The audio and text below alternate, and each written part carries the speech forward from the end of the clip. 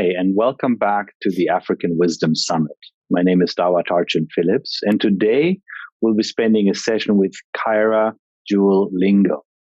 Let me tell you a little bit about Kaira.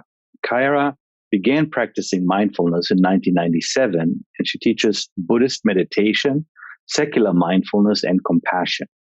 After living as an ordained nun for 15 years in Thich Nhat Hanh's monastic community, she teaches in the Zen lineage and the Vipassana tradition at the intersection of racial, climate, and social justice, with a focus on activists, Black, Indigenous, people of color, artists, educators, families, and youth. Now based in New York, she offers spiritual mentoring to individuals and groups. She's author of the just recently released book, We Were Made for These Times, 10 Lessons in Moving Through Change, Loss, and Disruption. And she's joining me here today on the day of Wisdom and Religious and Spiritual Traditions, Wisdom of Religious and Spiritual Traditions, to talk about her work, particularly as a member of the African diaspora. So, Kaira, welcome to the African Wisdom Summit. Thank you so much, Dawa. It's good to be with you. Kaira, we've known each other for some time. We met at a gathering of Dharma teachers many years ago, and you have a unique background, many aspects of which I share as well. Would you mind telling our audience a little bit about you and your journey? Sure. So I was born in Chicago to an interracial family that was also choosing to live in a countercultural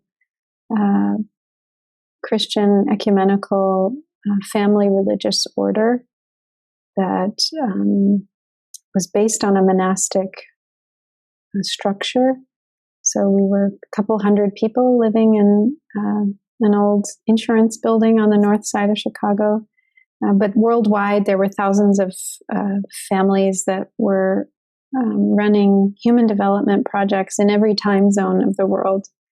And so we would wake up at 5 a.m. or 5:30, go down for daily office, and the rest of the day was structured. So breakfast, all the meals with the other children, singing, reflections, activities. We went to public schools. We came home and we'd have more structures of learning, of engaging. And one night a week we got to eat with our parents. It was family night. So it was a pretty communal kind of lifestyle, but really focused on relieving suffering and bringing about more justice, renewing the essential aim of the church. And so that was the kind of I grew up in just a very service-oriented, spiritually focused, community-based. That was my childhood, and also international. So I spent 4 years in Nairobi, Kenya, from age 8 to 12, also within this community. We've spent those 4 years in one of the largest slums in Africa, Kawangware, on the edge of Nairobi.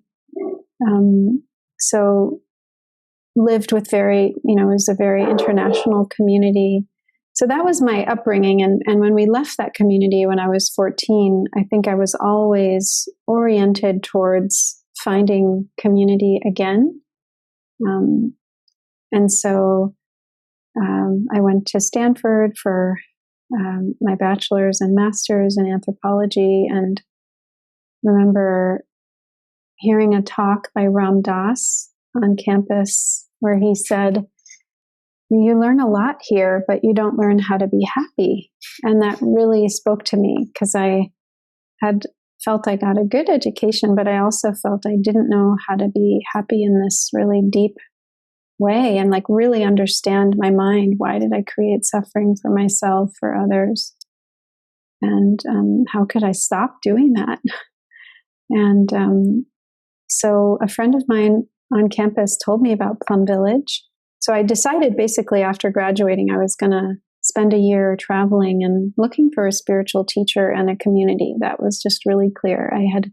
Before I had thought maybe I'll keep studying, get a PhD. And then I thought, what I really need to do is learn about this and do the inward exploration.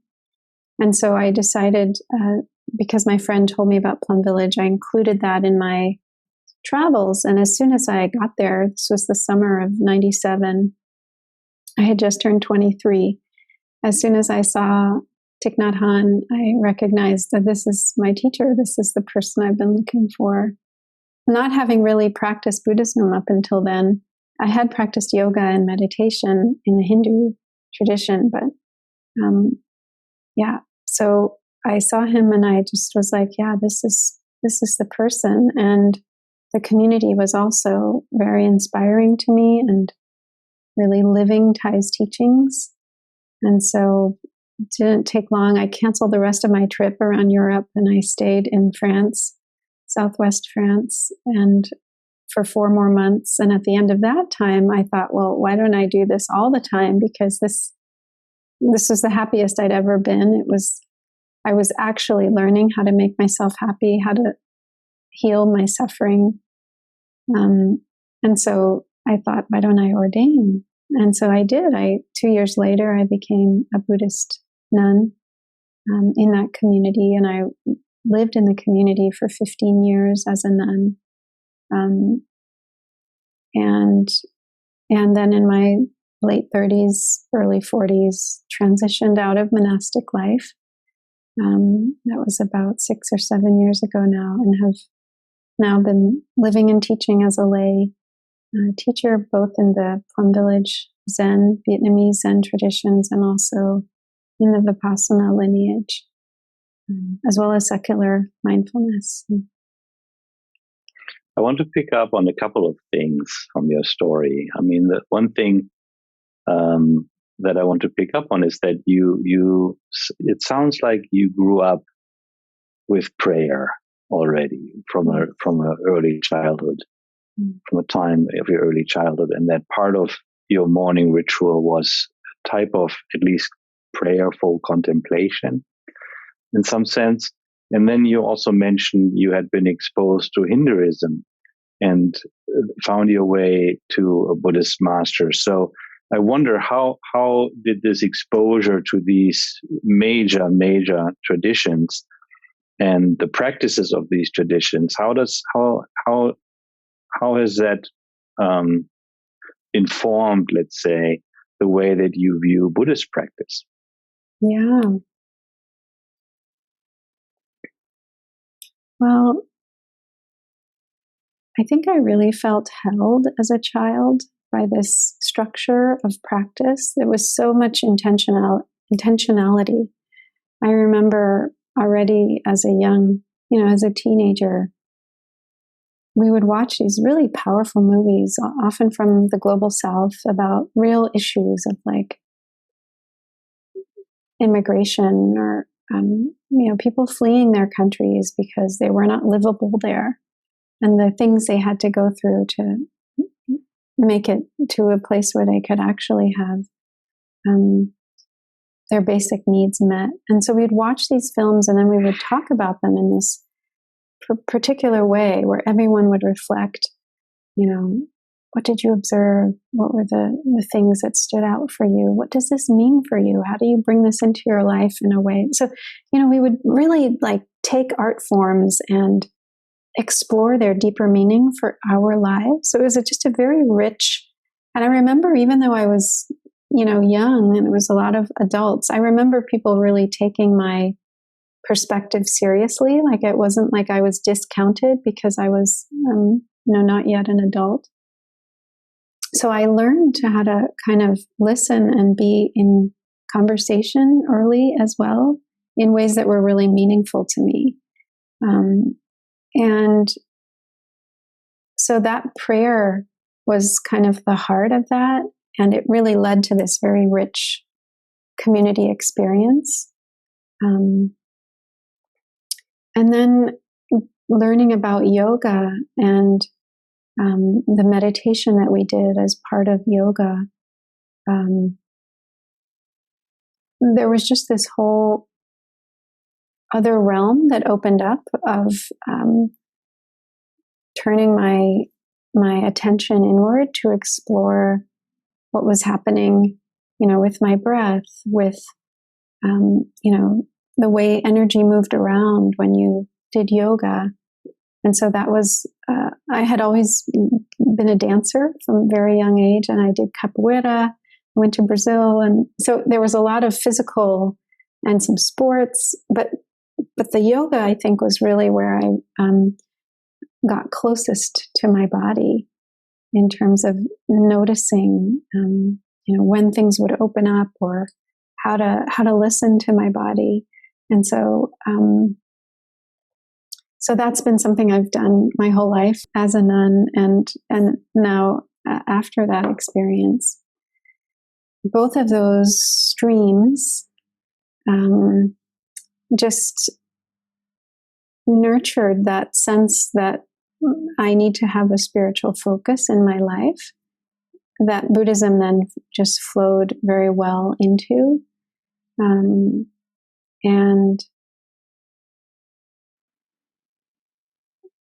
there were a lot of, I didn't spend a lot of time in the, I went on a couple retreats, yoga retreats, when I was in college, but I had a lot of influence of India in my life growing up. So my brother was born in India. My parents lived there for 2 years before I was born. I had, very good friends who were from India. We traveled through India on the way to Kenya each time. So we would, be in Bombay, and I had friends in Kenya who were Indian. I learned a little bit of Hindi. We ate a lot of Indian food. A lot of food in Kenya was influenced by Indian culture. So that was like a very, a big part of my identity, actually, was kind of this stream of India flowing through. And I think that also connected me, because I actually first read Thay's book, my first book of Thai, Old Path, White Clouds. I read that when I was in India in 97, before I came to Plum Village. And so I was in the places that Thai was describing, that the Buddha was in. And so that was also a piece, I think, that connected my experience with yoga and the yogic traditions, that just led to a very natural feeling at home in this Buddhist tradition. I'm asking also because I think for many years, I think people found Dharma attractive also as a form of cultural escapism, to get away from the conflict, let's say, with the culture that they grew up in, whether that's the political environment or the religious environment, the roots, be they Christian, Jewish, other Abrahamic traditions, or so on. And so I think what it sounds to me like when I hear you, which is also what I share, is that you experience that really more as a richness, and not so much as something conflictual, but actually something that has allowed you to connect with people from all over the world in a very meaningful way. Is that accurate? Yes. And I would say too, growing up also very deeply connected to my African American, the history of, my father was in the civil rights movement, and that was just a huge focus for me. Then, having that connection with Thai and Dr. King, but also just this deeper resonance with many of the things that were presented to me in Buddhism, that I really found to have an echo, a resonance with, my experience of, my people, how I identify as Black and, bicultural, mixed. The power of like being connected to ancestors. That's an African and African indigenous practice, that was very much reflected in this Asian tradition of Buddhism. Mm-hmm. Yeah. And how was your time outside of Nairobi? What were some of your takeaways from that period? Mm-hmm. Mm-hmm. We went to British schools. We didn't go to Kenyan schools. We didn't speak Swahili, and we were learning it in our school. But so that's kind of, I wish we'd had a bit more exposure. But we did live with a lot of Kenyans, and I had many friends who were Kenyan, also Ugandan. There were people who had fled Uganda under Idi Amin who were taking refuge in Kenya. It was just kind of coming from the United States with its just such a fractured racial reality. It was very healing just to be in a place with so many Black people, and there was just, we were living in the slum, as I mentioned, so there was a lot of poverty, there was a lot of hardship, and there was a lot of joy and a lot of beauty. I mean, I remember just a lot of ease, people expressing this ease in their bodies. And things like when there would be a funeral, there would be a celebration for days, like music and dancing, and like 5-6 days of celebrating when someone would pass away. And I remember the food. We lived, there was a market right outside. We lived over a bar. So there was a market right outside, and we would go buy chicken, and we would learn to pluck a chicken and cook, like that level. I mean, we ate very simply because we didn't have a lot of money, but I remember eating ugali, the kind of like corn, like polenta kind of dish with sukuma wiki, this collard green tomato and onion dish, and we ate it with our hands. And that kind of connection to the food, the people, the land, the history. Also, we were there just a few years after Kenya gained independence from the British. So that was this bubbling kind of pride of a country that was ruling itself and had no longer under colonialism. So this sense of possibility. But it was a very positive experience for me. I mean, it was also awkward too. Like, Kenyan folks would look at me and my brother and say, half caste. They would call us half caste. Like, we were obviously not only Black. And so that was kind of I hadn't encountered that. In the US, you're just Black, And so that was also like, oh yeah, we're not quite fitting in for them. But at that young age, I, just was accepted by my friends, and I had friends of all backgrounds. But yeah, I feel really grateful to have had that time at that really critical moment in my childhood of living in a Black country, in an African country. Yes, I remember that from visiting Africa and how healing it is. Really, every time. Yeah. It really is a place where one can experience a lot of healing. One time I heard somebody say, if you're not fitting in, you're meant to stand out. That's good.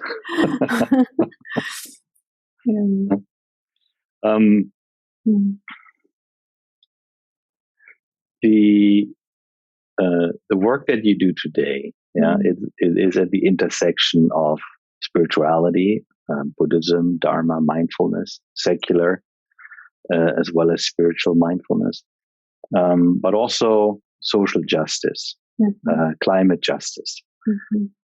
What was the experience, or what was the event that led to in your life to this moment where you said, yes, this is something I need to do? Or where you saw something and you thought, no, this cannot continue like this. I need to step up. Yeah. Do you recall something? Sure. So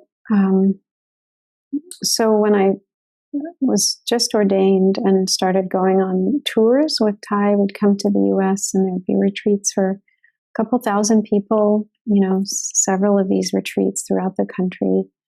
And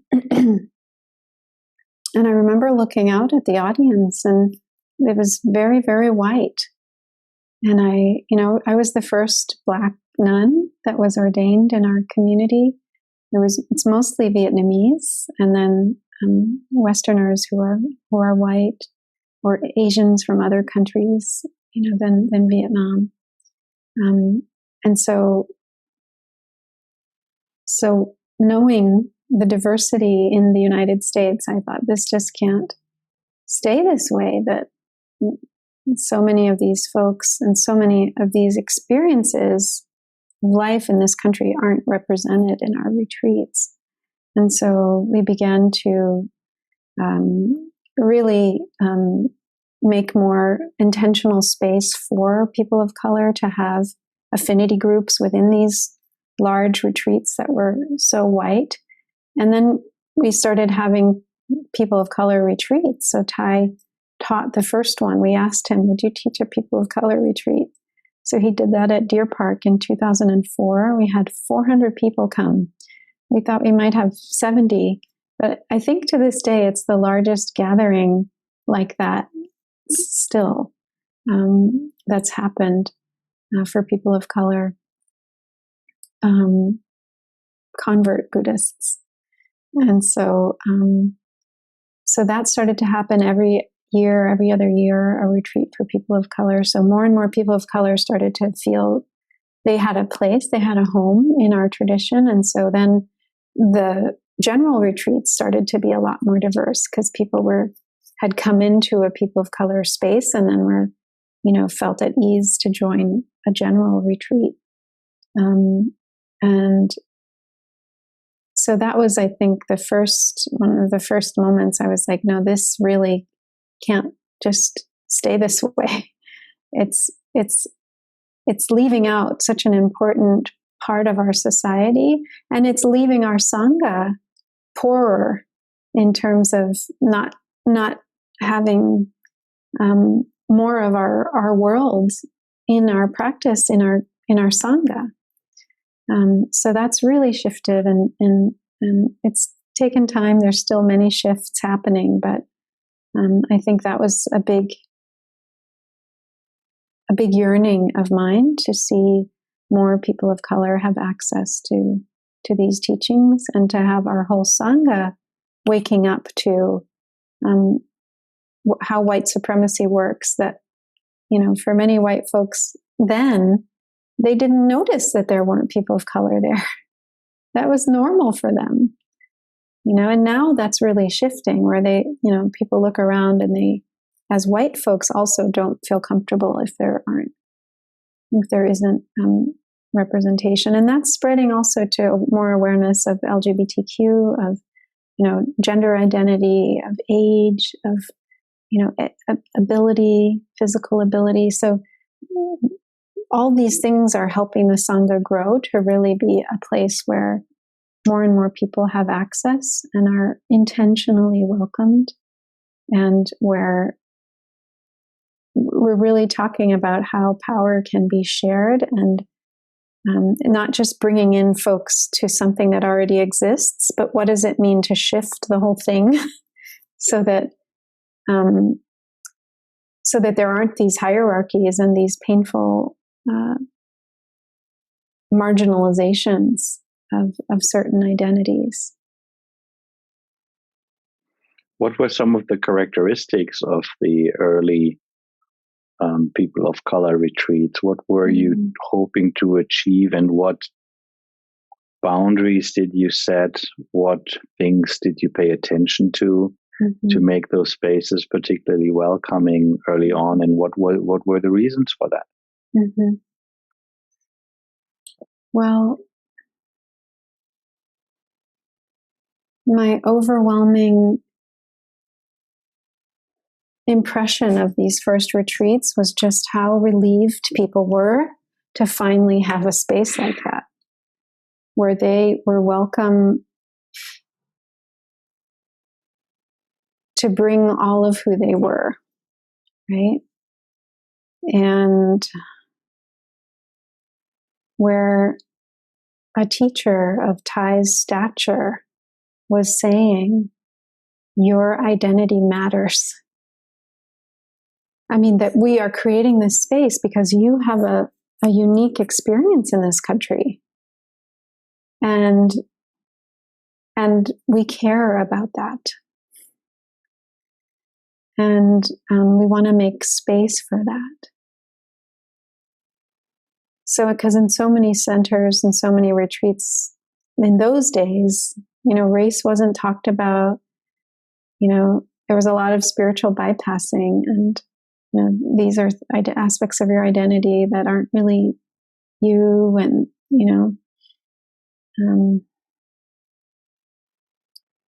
and I actually got a lot of pushback as one of the people organizing these events from white folks, like, why are you separating the Sangha? Why are you, I'm a color, I'm a person of color. I have, all these things where there's a lot of kind of privilege, a lot of white supremacy saying, what, you dare to assert yourself and advocate for a space for yourself. And so there was a lot of kind of holding, all of that and trying to educate our community. But I think it was incredibly empowering, the retreat space, because it honored people's real lived experiences of exclusion, of racism, of oppression and discrimination. And it also offered, we always would have a be-in the last night of the retreat where people would bring poetry, songs, dances, stories.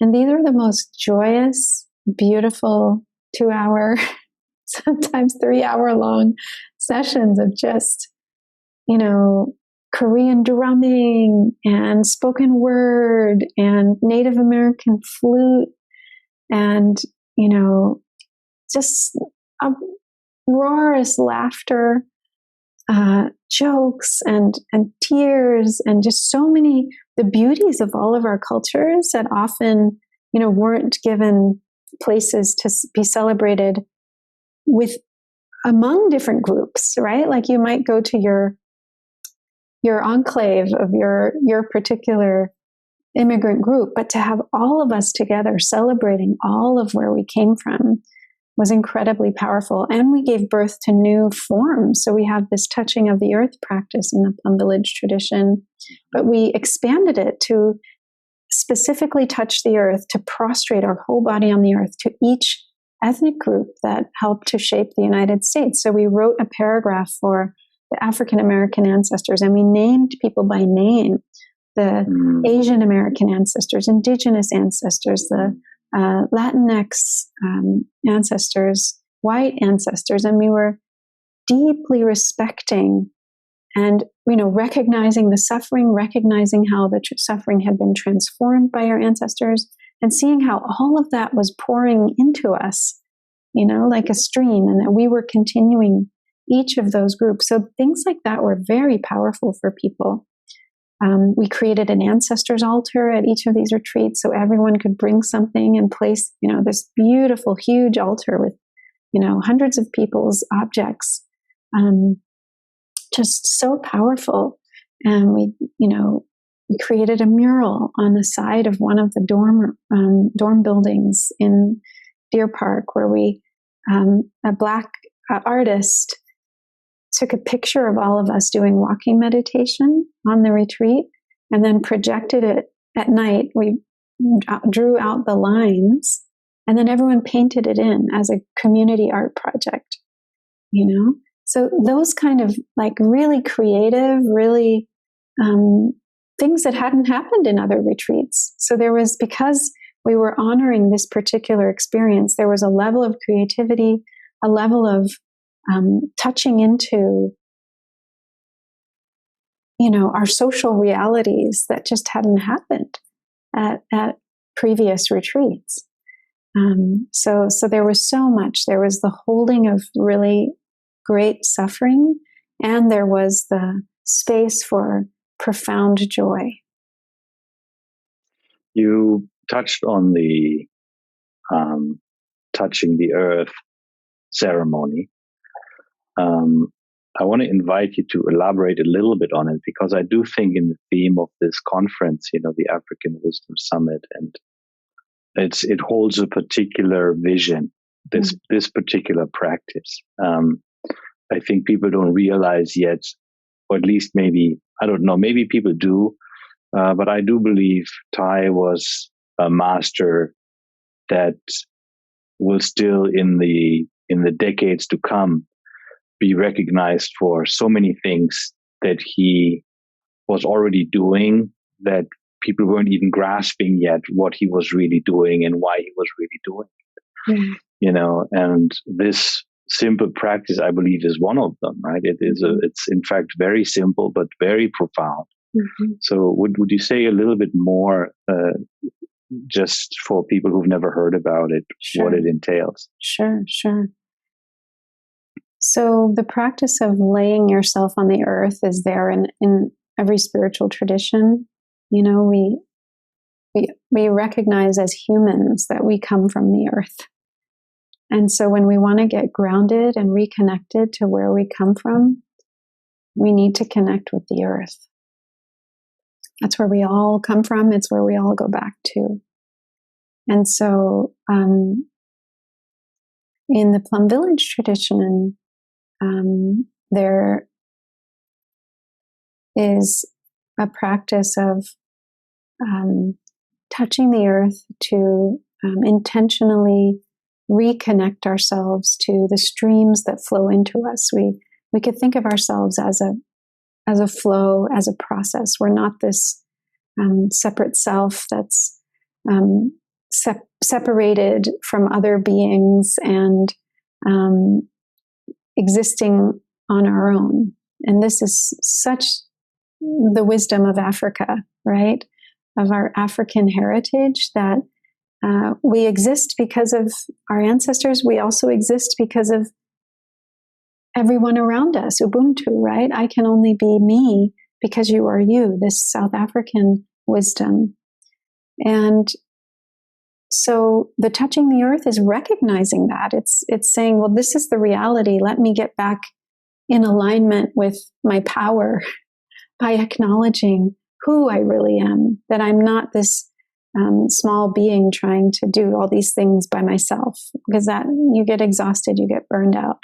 When you touch the earth, you open yourself up to receive the streams that are flowing into you, and they have endless energy. And when you tap into those streams, you could do anything, because you're not doing it as a separate self. You're doing it as the continuation of all of your ancestors. And in our tradition, we talk about having three kinds of ancestors. We have spiritual ancestors, we have biological or blood ancestors, we have land ancestors. So our spiritual ancestors are those who have shown us our spiritual path. Our genetic ancestors are those who have transmitted this body to us. And the land ancestors are those that have built up, cared for the land, the culture that we have inherited. And so when we go back and touch them, we are in touch with their strengths, which are our strengths. They flow into us. So if we are, a good musician, or good at speaking, or, we know how to maintain our calm in difficult situations, those are usually our qualities that somebody else had before us that made them available to us. So we don't need to be proud of those things, thinking, oh, this is me, and take credit for that. We know that we have that because our ancestors passed that on to us. So it helps us to be humble But also, if we have weaknesses, which we all have, we get irritated easily, or we get scattered and confused, we get forgetful. We can usually see that those are also things that our ancestors had as well. And so again, we don't attach to them as our personal failings, but we can be compassionate with ourselves and say, well, these things were transmitted to me by my ancestors. I didn't have a lot of choice in whether or not I had this quality. Here it is. I can be kind to this part of myself and also work to transform whatever I have received that's unwholesome, that's not helpful from my ancestors. I can transform that so I don't pass it on to my descendants. So there's this possibility when we touch the earth and we recognize, what have we received from those who went before? What of that needs to be transformed? What of that needs to be lifted up, celebrated, strengthened, so that we can pass it on to those who come after? It's a very deep kind of taking stock and really looking at, how do we want to live based on how our ancestors have lived and what they have given us? They've given us treasures, and we need to really take care of those in a particular way so that they can be of benefit to those who come after. Like, our generation is the only place where those things can be sustained so that the next generation can receive them. If we drop the ball, they don't get to receive it. So we also see our responsibility. We see how we are a continuation of that stream, and how we live really matters for the next generation. So we bow down and we connect with those streams. And we also, another part of the practice is we transmit that energy to those we love, to those in our life. Now, our relatives, our loved ones, our friends, especially if someone is having a difficult time, we can collect all the energy of our ancestors and then send it to someone who is in need, asking our ancestors to care for them, support them, love them.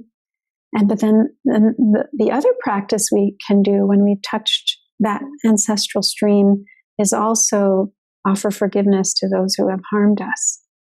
And that's a very deep practice. So we look at where we've been hurt. We look into the person or the group that has harmed us. And we notice that if we wish them to suffer more, that's just going to create more suffering in the world. But we can actually call on our ancestors to send support to this person, this group that has caused harm, knowing that if they are supported, if they are cared for, if they have their needs met, it's less likely that they're going to keep causing suffering to others. And so we wish for that healing to happen. We ask our ancestors to support us for the best possible outcome for everyone involved. So it's a very comprehensive practice, this touching the earth. A lot of things can happen. And I know people who have taken this as a practice every single day, and they've said back pain went away doing this practice, that it was deeply healing even on a physical level, like chronic pain got moved out by this practice. Thank you. Mm-hmm. Yes. I really invite everybody to look deeper into this practice. I think it's a fantastic practice. You wrote a wonderful book called We Were Made for These Times, 10 Lessons in Moving Through Change, Loss, and Disruption. These times, we're there it is. Yes. I think if people would talk about these times, they certainly would acknowledge the disruption, whether that is a conflict, social unrest, financial instability, economic instability, disease agents, pathogens passing around the globe. So what is your message with the book? And also, what are some of the tools that people really need to learn in order to recognize they were made for these times? Because, of course, initially, when times like these break out, they are very intimidating. And one has to find a way to draw on the resources that are meeting the challenge, right? So what are some of those resources that you believe are necessary and that you are conveying with your book? Yeah.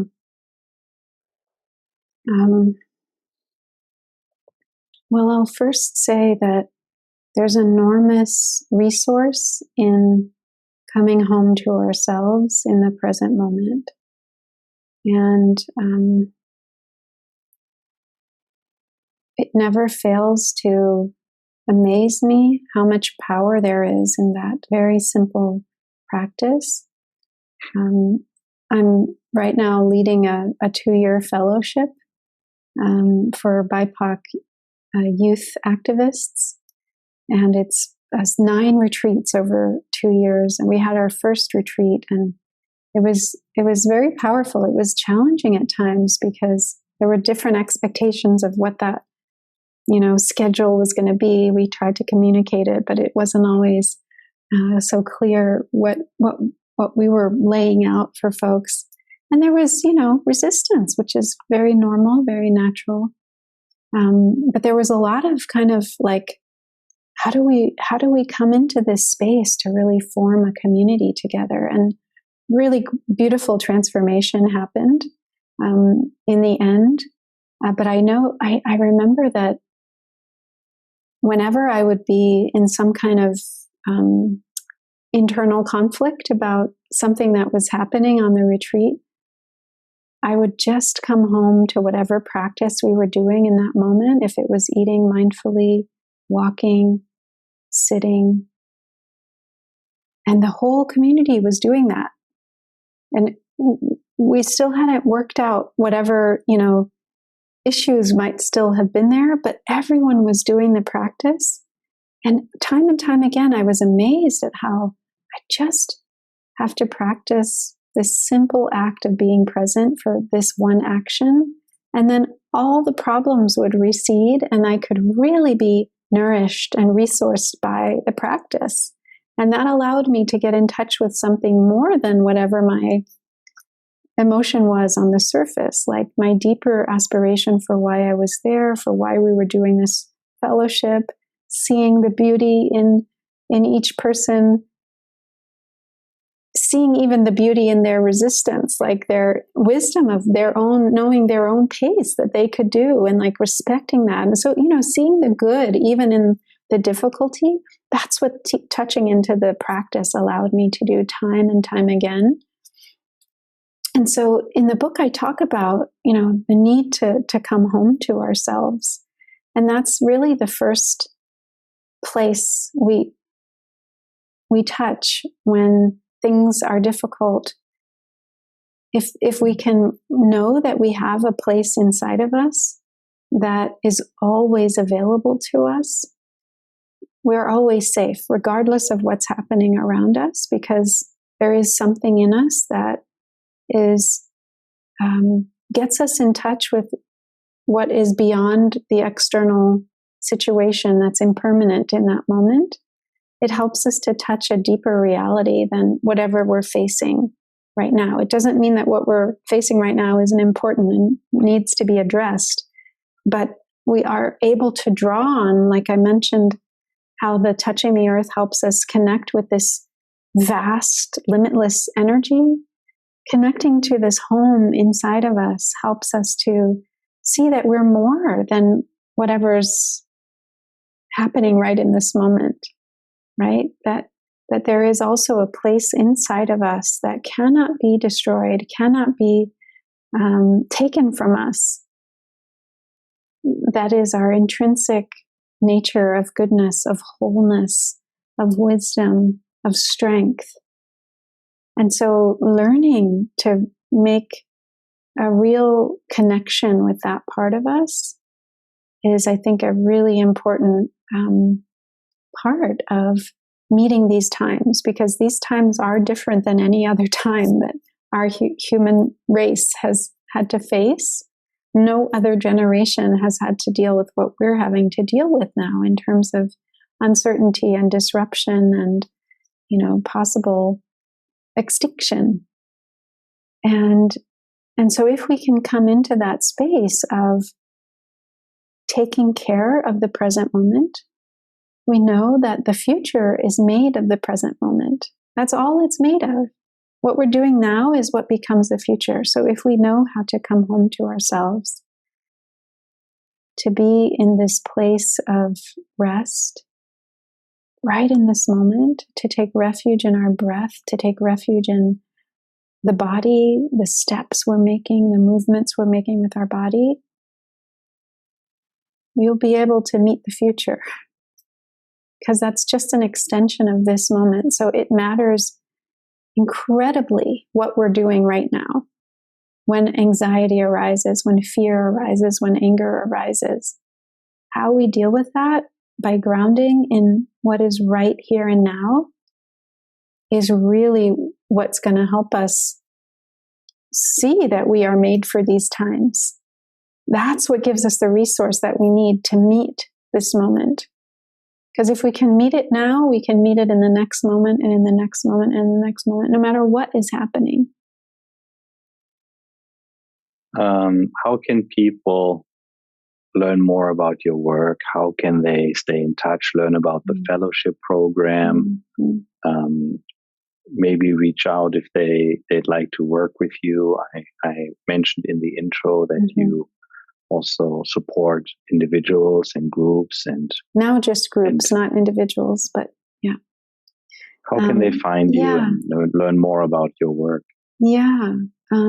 So my website is my name, kairajewel.com. People can sign up for my newsletter that I send out monthly. They can see all my upcoming events there. I teach retreats all over the country, online as well. I lead mentoring groups, group mentoring for a couple months out of the year. So they can learn about my book on my website. So I really welcome folks to stay in touch and to reach out and practice together. Such a precious and simple thing, right? The power of this moment. What if people could actually fully understand what is all packed into what you just talked about in terms of access to resources, in terms of ability to influence the destiny of our race, our humanity. So precious, like a jewel, which brings us to the end of today. Kaira, wonderful. Thank you very much for joining us. Thank you, and Dawa. Sharing your wisdom here at the African Wisdom Summit. We're talking about the wisdom of spiritual and religious tradition with our guest, Kaira Jewel Lingo, author of We Were Made for These Times, and many other incredible offerings that her teaching is bringing into the world, into society. Kaira, thank you very much for joining us. Thank you so much, Dawa.